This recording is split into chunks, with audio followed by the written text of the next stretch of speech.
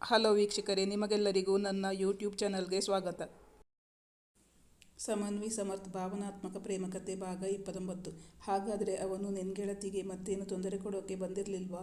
ಆಮೇಲೆ ನೀನು ನೋಡ್ಕೋತೀನಿ ಅಂತಂದ. ಹಾಗೆ ಹೇಳಿಯೇ ಹೋಗಿದ್ದು. ಅಂದು ಆ್ಯನ್ಯುವಲ್ ಎಕ್ಸಾಮ್ನ ಮೊದಲನೇ ದಿನ. ಸಜಿ ಅವಳ ಹಾಲ್ ಟಿಕೆಟ್ ಮನೆಯಲ್ಲೇ ಬಿಟ್ಬಿಟ್ಟು ಬಂದಿದ್ಲು. ಬೈಕ್ಗೆ ಕೈ ಅಡ್ಡ ಹಿಡಿದು ನಿಲ್ಲಿಸಿದ್ಲು. ಬೈಕ್ ಸವಾರ ಹೆಲ್ಮೆಟ್ ತೆಗೆದಾಗಲೇ ಗೊತ್ತಾಗಿದ್ದು ಅವನು ಅದೇ ಯುವಕ. ಅವನಿಂದ ತನಗ್ಯಾವ ಸಹಾಯವೂ ಸಿಗಲ್ಲ ಅಂತ ಹಿಂದೆ ಸರಿದ್ಲು ಸಜಿ. ಅವನು ತನ್ನ ಹೆಸರು ಜೀವನ್ ಎಂದು ಹೇಳಿದ್ದ. ಅವನಿಂದ ತಪ್ಪಿಸಲು ಅವರು ಆಟೋವೊಂದನ್ನು ಏರಲು ಉದ್ಯುಕ್ತರಾಗಿದ್ದರು. ಆಟೋದವನ ಬಳಿ, ಇವರನ್ನು ನಾನು ಕರ್ಕೊಂಡು ಬರ್ತಾ ಇದ್ದೀನಿ, ನೀನು ಮುಂದಕ್ಕೆ ಹೋಗು ಎಂದು ಕಳಿಸಿಬಿಟ್ಟ. ಇವರು ಮುಂದಕ್ಕೆ ಹೋಗಲಾಗದಂತೆ ದಾರಿಗೆ ಅಡ್ಡಗಟ್ಟಿದ್ದ. ಗೆಳತಿಯರಿಬ್ಬರಿಗೂ ಇದು ಹೊಸತು. ಏನು ಮಾಡಬೇಕೆಂದು ತಿಳಿಯಲಿಲ್ಲ. ಅಲ್ಲದೆ ಸಜಿ ಅವಳಾಗಿ ಅವಳ ಮನೆಯ ಅಡ್ರೆಸ್ಸನ್ನು ಅವನಿಗೆ ಕೊಟ್ಟು ಬಿಟ್ಟಿದ್ದಳು.